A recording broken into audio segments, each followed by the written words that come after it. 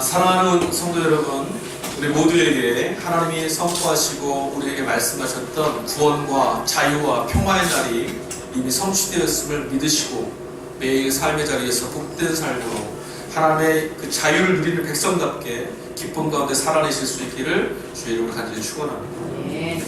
오늘 우리는 지난주에 이어서 성서일과 제1독서인 이사야서 본문을 계속 읽고 있습니다. 이사야서 말씀, 특히 오늘 우리가 읽은 이 61장 말씀은 성경 안에서도 하나님이 자기 백성을 향해서 위로하시는 가장 아름다운 위로의 말씀이 들어있는 부분이기도 해요. 하나님은 자기 백성을 사랑하시는 분이시고 그 백성의 아픔과 절망을 위로하시는 분이신 줄로 믿습니다. 우리가 예수님을 믿다 보면 종종 하나님 앞에서 100점을 받기 위해서 시험을 보고 있는 아이들처럼 조바심 안에 신앙생활하는 경우가 있는 것 같아요. 그러나 여러분, 우리는 우리 힘으로 무엇을 하여서도 하나님 앞에 우리의 근거로는 100점을 받을 수 없어요. 우리의 삶을 늘 무너져 있고 우리의 마음은 늘 탐욕과 시험에 무너집니다. 그런데 우리가 예수님을 따라서 주님 앞에 나오는 목적은 하나예요. 하나님은 자기 백성을 시험에서 탈락시키거나 정죄하시는 분이 아니라 그 시험에 합격하지 못하는 불행하고 연약한 우리를 도우시기 위해서 우리의 힘이 되시고자, 우리의 능력이 되시고자 찾아오신 하나님입니다. 하나님은 늘 자기 백성을 위로하시는 분이에요. 여러분, 우리 마음속에 정죄감과 우리의 마음을 무너뜨리는 것은 하나님께로부터 온 것이 아닙니다. 하나님이 책망하실 때도 있어요. 그러나 하나님의 책망은 우리에게 새로운 소망을 갖게 하는 책망이에요. 그렇지 못하고 우리의 마음이 무너져서 나는 끝났어 라고 한다면 그것은 하나님이 주시는 말씀이 아니라는 거죠. 하나님은 오늘도 구약성경 이사야서 61장 이 말씀 전체를 통해서 하나님 앞에 합당하지 못했던 민족 이스라엘을 고통과 절망 가운데 나락으로 떨어졌던 이들을 위로하시는 말씀 좀 전해주고 계세요. 지난주에도 우리가 함께 나누면서 이사야서 63장 말씀을 하면서 40장 말씀을 읽으면서 제가 이사야서를 세 덩어리로 설명을 드렸던 것 같아요. 오늘 함께 읽은 이사야서 61장 말씀은 바벨론의 포로로 끌려갔다가 하나님의 은총으로 다시 자유를 얻어 고향으로 돌아왔던 이스라엘 백성 그들에게 주시는 말씀이에요. 그런데 그들이 자유를 얻은 것까지는 좋은데 고향으로 돌아와 보니 그들의 삶의 자리는 어떠했냐면 참담함 그 자체였어요. 여러분 생각해 보십시오. 우리가 살고 있는 집에 오늘 예배를 마치고 돌아가는데 불이 나서 저만 남았다만 생각해 보세요. 그럼 어떻게 될까요? 아마 다리에 힘이 축 빠지고 아무런 생각이 들지 않아요. 돌아온 이스라엘의 삶의 자리가 바로 그랬어요. 성전은 다 무너졌죠. 예루살렘은 다 불타올랐죠. 남아있는 건 터밖에 없습니다. 그들의 마음과 그들의 삶의 그 자리, 직면한 삶은 너무 좌절스러웠어요. 이제 뭘 어떻게 하라는 거지? 이제부터 뭘 어떻게 시작해야 되지? 라고 하는 이 두려움과 절망의 두께 앞에 무너져 있을 때 지금 하나님이 이 말씀을 주시는 거예요. 이사야서 61장 말씀을 통해서 하나님이 너희의 자리를 다시 회복시켜 줄 거다. 너희가 하나님께로 돌아오면 너희의 자리로 회복될 거다라는 말씀을 지금 전하시는 거예요. 여러분, 우리가 이 예언서의 말씀을 읽기 전에 사전적인 지식이 좀 필요한데 구약의 예언서를 우리가 읽으면서 오해하는 부분이 있어요. 예언이란 말이 우리들의 익숙한 단어는 뭐냐면 앞일을 내다보고 내일을 말하는 것, 이걸 예언으로 생각해요. 그런데 여러분, 성경에서 말하는 예언은 그렇지 않아요. 성경에서 말하는 예언은 내일을 말하는 게 아니고요, 과거, 현재, 미래 모두를 포괄하는 개념이 바로 예언이에요. 무슨 말씀이냐면 예언의 예자는 미리 예다보다, 미리 예상하다 이게 아니라 맡기다 할 때 쓰는 예자예요. 우리가 은행에 가면 저축을 하잖아요. 그 저금을 뭐라 그러죠? 뭘 했다는 예금이라고 하죠. 예금. 맡기다는 거예요. 선지자가 전했던 예언의 말씀은 뭐냐면 하나님이 맡겨서 그들에게 전하라 하셨던 말씀이 바로 예언이에요. 이런 거예요. 우리는 하나님이 예언자를 통해서 우리에게 맡기신 말씀이 우리가 앞으로 나아가야 될 내일에 관한 이야기일 것이다 생각하는데, 예언자가 전하는 말씀은 뭐냐면 너희의 과거가 이러했다. 그리고 너희는 오늘 이렇게 살고 있다. 그렇다면 하나님은 너희의 과거와 너희의 오늘을 통해 너희의 내일을 이렇게 판단하실 것이다. 이게 예언이거든요. 이스라엘은 예언자들에 의해서 수많은 말씀을 들었어요. 무슨 말씀이죠? 이스라엘아 회개해라.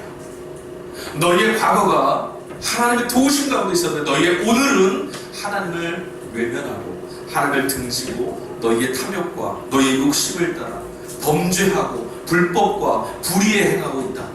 그렇게 살면, 계속 그렇게 살면, 돌이키고 회개하지 않으면 하나님은 정의와 공의의 하나님이시기에 반드시 너희의 내일은 심판당할 거다. 예루살렘은 무너질 거다. 이게 예언이었어요. 예언자들이 신통력이 있어서 내일을 내다보는 점술가, 점쟁이 이런 사람들이 아닙니다. 예언자들은 과거를 통해 현재를 살아가고 있는 이들의 삶을 분명한 하나님의 장래에 대한 평가가 있음을 깨우쳐주고 그들에게 하나님을 두려워하고 하나님을 기억하고 경외함으로 살아가라고 재촉하는 사람, 이런 사람들이 예언자예요. 요즘에 우리가 알고 있는 예언이라는 게 좀 다르죠. 우리가 알고 있는 예언은 이제 점쟁이 이런 식으로 생각하는데 그렇지 않아요. 하나님의 예언은 이미 우리에게 다 와 있어요. 하나님 우리에게 뭐라고 말씀하셨죠? 말씀을 따라 하나님이 원하시는 정의와 공의와 사랑과 자비를 행하며 너희가 살면, 그리고 그렇게 살고 있으면 내일은 어떻게 되죠? 하나님이 너희의 삶을 붙들고 복 주실 거다. 그러나 만약에 과거에 너희를 구원하신 하나님을 배신하고 너희가 불의와 불법과 너희의 탐욕의 노예가 된 삶이면, 그렇게 계속 살면 내일은 너무나 분명해요. 어떻게 되죠? 하나님의 심판 앞에 서게 됩니다. 예언서의 내용은 그래서 거의 대부분 어떻게 되어 있습니까? 하나님의 백성들이 과거나 현재에 저질렀던 윤리적이고 사회적인 그 죄악에 대해서 미래에 하나님의 심판과 응징이 있을 것이라는 경고의 말씀이 떨어질 거나, 아니면 두 번째, 아니면 미래에 구현될 하나님의 이상적인 나라, 즉 하나님의 나라, 그 나라가 있으니 오늘 힘들어도, 오늘 좀 힘이 빠져도, 오늘 좀 난망하여도, 아니 오늘 사람들이 너를 주목하지 않아도, 실패하는 삶 같아도 이 삶을 붙들고 살아가라고 하는 소망의 메시지, 이 두 가지가 예언의 큰 내용입니다. 오늘 함께 읽은 이사야 61장 말씀에는 두 가지 큰 주제가 담겨 있어요. 뭐냐면 첫 번째, 꿈과 희망이 없는 암울한 상황 속에서 하나님께서 이들의 삶을 바꾸실 것이다 라고 하는 소망의 메시지가 담겨 있어요. 그 메시지가 어디에 담겨 있냐면 바로 메시아라고 하는 한 사람에 의해서 담겨져 있어요. 그리고 두 번째, 이 이사야 61장에 담겨있는 큰 메시지는 뭐냐면 메시아, 바로 이스라엘의 소망이 될 그에게, 그에 의하여서 구현될 하나님의 나라, 이 세상과 다른 하나님의 나라가 이루어질 것들에 대한 비전, 이것을 이사야 61장에 담고 있습니다. 이사야 61장, 아까도 말씀드렸다시피 그들의 삶의 자리는, 이 예언을 받아들이고 있던 이들의 삶의 자리는 아주 참담한 자리라고 있어요. 소망이 없는 자리예요. 그저 어떻게 하면 좋지라고 하는 두려움, 이런 차원이 아니라 소망이 아예 없어요.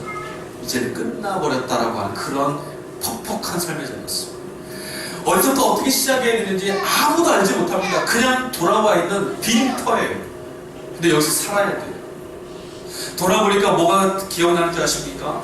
이전에 우리가 망하기 전에 하나님이 복 주셔서 그때가 자꾸 떠올라요. 이스라엘이 얼마나 아름다운 땅이었던가, 예루살렘에 하나님의 영광이 머물던 그때가 언제였던가, 이 생각밖에 나지 않습니다. 그런데 오늘 현실을 딱 보면 이제 도무지 그런 나라 다시 올 것 같지 않아요. 어떻게 시작해도 그 나라 다시 경험할 것 같지 않은 이 참담함이 이들의 삶의 자리였는데 하나님이 이들에게 말씀하세요. 뭐라고요? 꿈을 잃어버리고 있는 그들에게 너에게 새로운 꿈을 주겠다고 말씀하세요. 그 꿈에 대한 증거로 하나님이 뭘 보내시냐면 바로 메시아를 보내신대요. 하나님의 사람이 메시아가 너희에게 나타날 때 하나님께서 너희를 도와서 회복시킬 것들이 현실이 될 것임을 보고 믿으라는 거죠. 메시아의 의미가 뭔지 아십니까?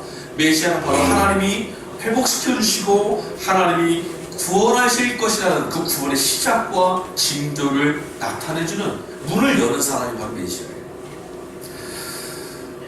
하나님께서 절망의 땅에 메시아를 보내시는 이유를 오늘 본문 61장 1절 말씀에서 이렇게 선언하세요. 내가 왜 메시아를 너희에게 보내느냐? 1절입니다. 주 여호와의 영이 내게 내리셨으니 이는 여호와께서 내게 기름을